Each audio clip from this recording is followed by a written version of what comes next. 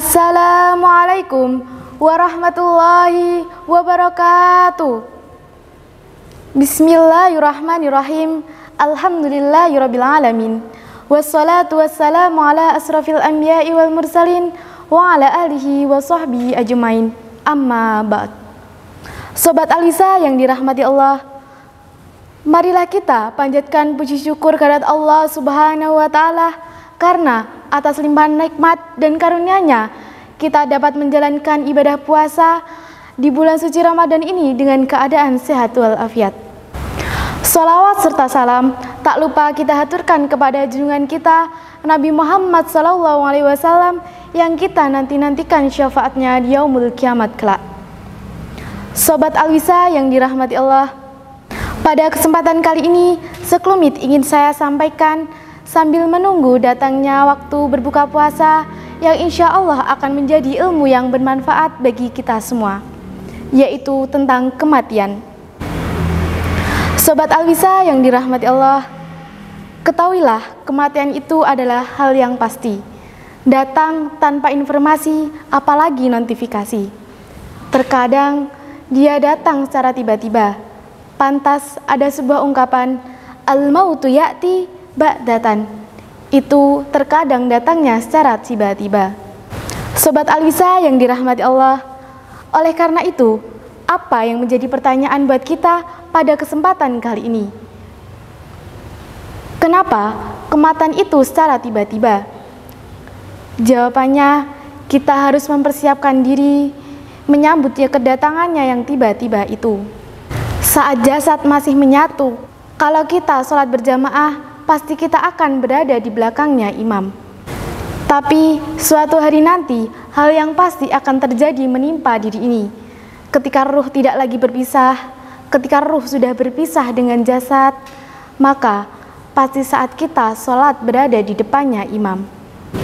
Sobat Alwisa yang dirahmati Allah, namun kematian itu merupakan istirahatnya orang-orang mukmin. Dikatakan al-mautu taftul mu'min, bahwa kematian itu istirahatnya orang-orang yang beriman. Istirahat dari apa? Istirahat dari berbagai macam kepenatan dunia. Karena kita sadar hidup kita di dunia sementara. Bahkan dunia ini adalah darul imtihan, tempatnya ujian. Di dunia ini kita dicoba, di dunia ini kita diuji dengan berbagai macam ujian. Ada yang diuji dengan sakit, ada yang diuji dengan kekayaan, ada yang diuji dengan kemiskinan, ada yang diuji dengan ilmu. Bahkan ada yang diuji dengan pangkat dan jabatan. Berbagai macam isi dunia ini hanyalah ujian. Oleh karena itu, dunia bukan tempat kita bersantai-santai.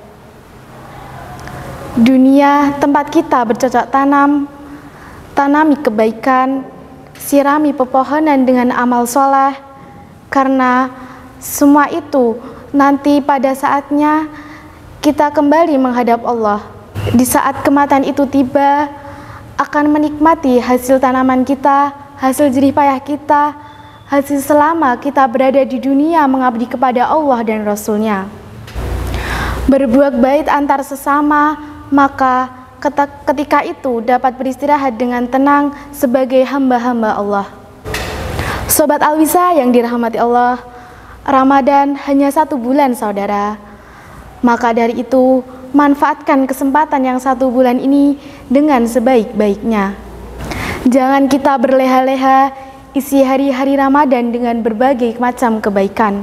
Karena boleh jadi Ramadan yang kita alami saat ini merupakan Ramadan yang terakhir buat kita. Belum tentu Ramadan tahun depan kita pasti bisa mengalami seperti ini.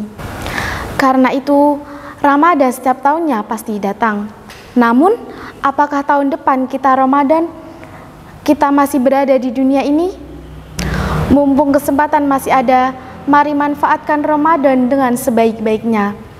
Insya Allah, puasa kita, amalan Ramadan kita dapat mewarnai kehidupan kita sebagai hamba Allah yang insya Allah akan menjadi jauh lebih baik ke depannya. Terima kasih, semoga ilmu yang saya sampaikan dapat bermanfaat bagi kita semua. Selamat menunaikan ibadah puasa. Wallahu ma'afiq illa ahwami tarik. Wassalamualaikum warahmatullahi wabarakatuh.